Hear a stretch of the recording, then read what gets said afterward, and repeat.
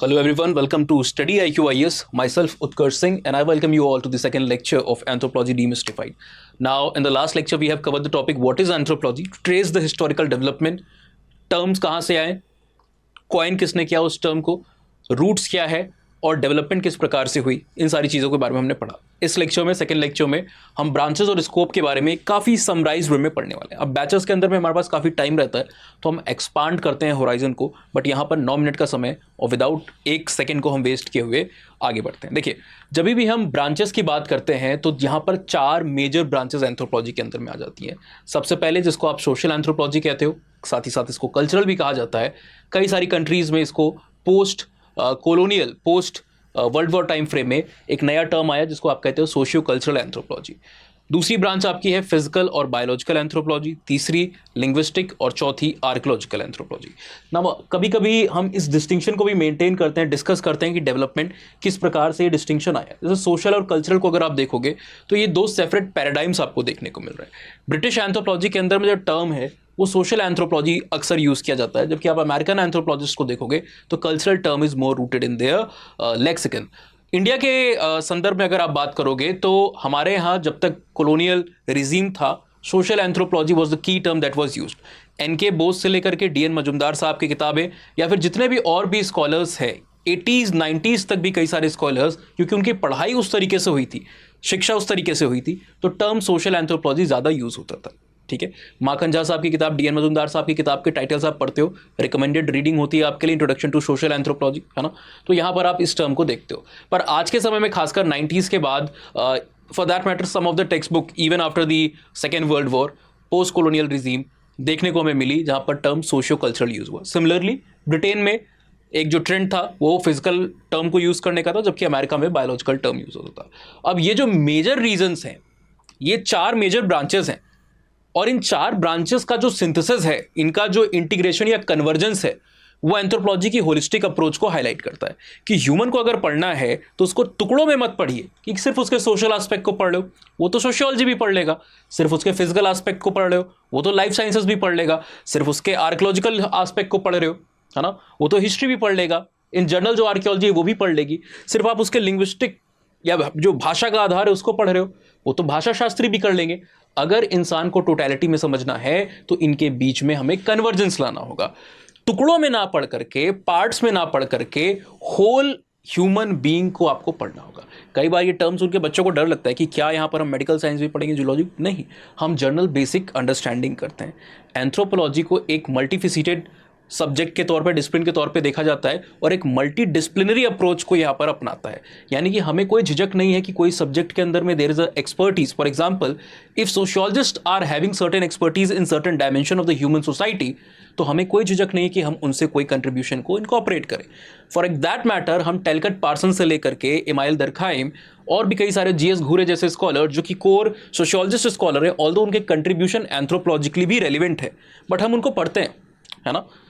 तो ये चीज आपको देखने को मिलती है ओपन आर्म्स के साथ। जैसे शाहरुख खान अपने सिग्नेचर मूव को दिखाते हैं, उस तरीके से सब्जेक्ट की जो बाहें हैं, जो आर्म्स हैं, वो हमेशा खुले हुए होते हैं।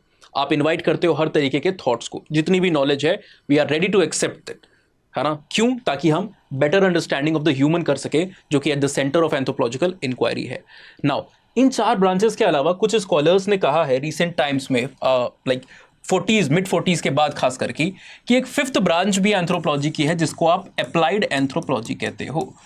नाउ ये सारी जो ब्रांचेस है, इनके अंदर का जो थियोरेटिकल पर्सपेक्टिव है, इसका प्रैक्टिकल एप्लीकेशन किस तरीके से ह्यूमन की प्रॉब्लम को सॉल्व करने के लिए यूज किया जा सकता है, वो हमें अप्लाइड एंथ्रोपोलॉजी बताती है। यानी कि जब हम ह्यूमन के कल्चर को समझ रहे हैं, उसके बायोलॉजिकल डायमेंशन को समझ रहे हैं, तो दोनों आधार पर उसकी कुछ प्रॉब्लम हो सकती है। सोशल प्रॉब्लम्स भी हैं and there are certain physical issues around human और ह्यूमन पॉपुलेशन, है ना। तो हम जब इन फील्ड्स को एक साथ मिला करके देख रहे हैं तो इनके थ्योरेटिकल आइडियाज को अप्लाई करके ह्यूमन की बेसिक रूटेड प्रॉब्लम को सॉल्व करने की कोशिश क्यों ना करें। तो तो ये एक फिफ्थ ब्रांच के तौर पे कभी कभी अप्लाइड एंथ्रोपोलॉजी को देखा जाता है, but it is not always accepted as one of the four major branches आपकी यही रहती है। अब इन सारी ब्रांचेस के अंदर में देयर आर सब स्पेशलाइजेशन। फॉर एग्जांपल जब आप सोशल और कल्चरल एंथ्रोपोलॉजी को पढ़ रहे हो तो इसके अंदर में सब स्पेशलाइजेशन है। फॉर एग्जांपल यहां पर आपको मेडिकल एंथ्रोपोलॉजी, नाम से लोगों को लगता है ये तो फिजिकल के अंदर में होना चाहिए, बट एक्चुअली आप यहां पर हेल्थ से जुड़े हुए, इलनेस से जुड़े हुए जो कल्चरल मीनिंग है, जो एथनो इटियोलॉजी है, इसको आप एड्रेस करते हो।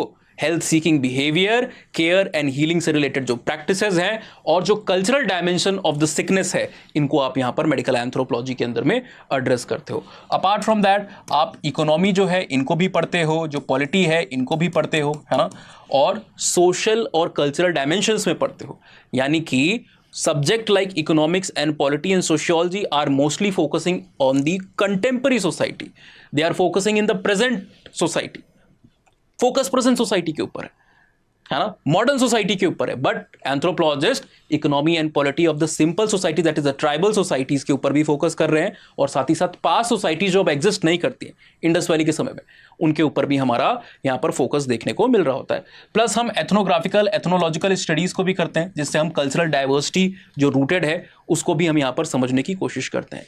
इस प्रकार से एंथ्रोपोलॉजी के अंदर में रिलीजन से लेकर के मैरिज, फैमिली, जो ह्यूमन की सोशल स्ट्रक्चर्स हैं, है ना, ये सारी चीज़ें यहाँ पर कवर की जा रही होती हैं। इसके अंदर में बहुत सारे सब फील्ड आपको आते हुए देखने को मिले। सिमिलरली जब फिजिकल और बायोलॉजिकल की बात करोगे तो यहाँ पर हम प्राइमेट्स की स्टडी करते हैं, जिसको प्राइमेटोलॉजी के अंदर में पढ़ा जाता है। हम यहाँ पर अलग अलग फॉसिल्स की भी पढ़ाई करते हैं, जिसको पेलियोंटोलॉजी के अंदर में भी कहा जाता है, डाला जाता है। हम यहाँ पर बीमारियों को भी पढ़ते हैं, जो कि एपिडेमियोलॉजी के अंदर में डाला जाता है। हम यहाँ पर ग्रोथ, खासकर एजिंग को भी पढ़ते हैं, जो कि जेरेंटोलॉजी के अंदर में डाला जाता है। हम ह्यूमन के बॉडी टाइप को पढ़ते हैं, जिसको सोमैटोटाइपिंग के अंदर में यहाँ पर डाला जाता है। ठीक है, हम फॉरेंसिक्स को भी यहाँ पर एड्रेस करते हैं, जो कि अगेन फिजिकल डायमेंशन के अंदर में रखा जा सकता है। तो ये सारी चीज़ें जो हैं हमें एक होलिस्टिक वे में इंसान के ऊपर फोकस करवा रही हैं। इवोल्यूशनरी बायोलॉजी को भी आप यहाँ पर ले सकते हो, और जो ह्यूमन का जेनेटिक्स है इसके ऊपर भी हम फोकस करते हैं। These are some of the dimension, जो सब फील्ड्स हैं इन मेजर ब्रांचेस के अंदर, उनमें से कुछ का एग्जाम्पल दे रहे हैं, क्योंकि समय 9 मिनट है हमारे पास। पूरी यहाँ पर हम आपको मैप ड्रॉ करके नहीं बताने का समय। आर्कियोलॉजी के अंदर में फॉर एग्जांपल हिस्टोरिकल स्टडीज जो है ना, यानी कि ऐसी सोसाइटीज जिनके रिटन एविडेंसेस हैं, उनके भी आर्कियोलॉजिकल कॉन्टेक्स्ट को, एविडेंसेस को हम यहाँ पर पढ़ रहे होते हैं। Apart from that experimental archaeology होती है, एथनो आर्कियोलॉजी यहाँ पर एक सब फील्ड आपकी आ जाती है ना, और साथ ही साथ आपकी सेटलमेंट आर्कियोलॉजी भी यहाँ पर होती है। नाउ सेटलमेंट आर्कियोलॉजी बेसिकली इंसान, सेटलमेंट आर्कियोलॉजी के लिए कभी कभी एक ब्रॉडर टर्म को यूज़ किया जाता है, जो है इन्वायरमेंटल आर्कियोलॉजी। ये इंसान के पास्ट के इन्वायरमेंट के बीच के रिलेशनशिप को स्टैब्लिश करता है, कि पास्ट में जो इंसान था और उसका जो इन्वायरमेंट था कोरिस्पॉन्डिंग, उनके बीच में क्या रिलेशनशिप था। सेटलमेंट के लिए किस तरीके की स्ट्रैटेजी को यूज़ किया जाता था, रिसोर्स के लिए किस तरीके की स्ट्रैटेजी को यूज़ किया जाता था। सिमिलरली एथनो आर्कियोलॉजी में आप प्रेजेंट सोसाइटीज़ को पढ़ करके पास्ट सोसाइटीज़ के एविडेंसेस, पास्ट सोसाइटी के बिहेवियर और एक्टिविटी पैटर्न को समझने की कोशिश कर रहे हो।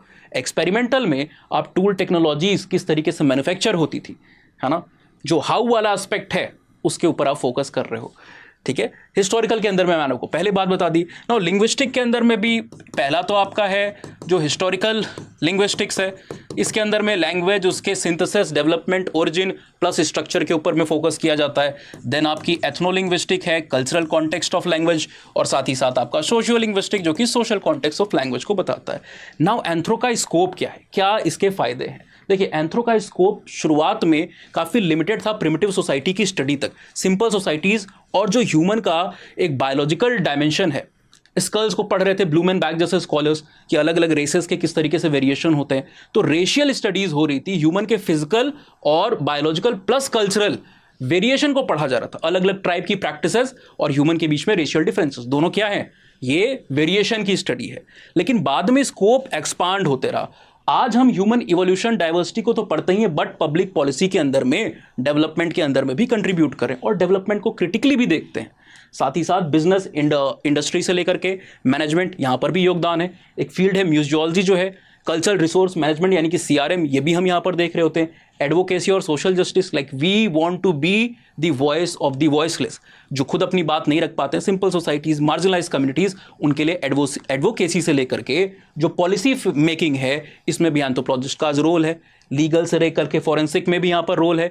हम ग्लोबलाइजेशन की प्रोसेसेस, उनका इम्पैक्ट क्या है दुनिया भर की सोसाइटीज़ पे, कंटेम्प्रेरी सोसाइटीज़ पे, सिंपल और मॉडर्न सोसाइटीज़ पे। अर्बन लैंडस्केप्स को भी हम पढ़ते हैं, ट्राइबल कम्युनिटीज़ को भी पढ़ते हैं, साथ ही साथ ट्रांसनेशनल स्टडीज़ भी हम करते हैं। आज के समय में world is a small village, तो इस विलेज में क्या कनेक्शन है उसको भी एनालाइज आप करते हो। अपार्ट फ्रॉम दैट, जो डिजिटल और मीडिया है, इंसान का एग्जिस्टेंस आज सिर्फ दुनिया भर में आप कहते हो फिजिकली नहीं रह गया, एक डिजिटल स्पेस के अंदर में भी ह्यूमन है और उसका एक अलग बिहेवियर कई बार देखने को मिलता है। तो डिजिटल स्पेस मीडिया के अंदर में भी हम कई बार डिजिटल मीडिया एंथ्रोपोलॉजी के स्कोप को हाईलाइट करते हैं।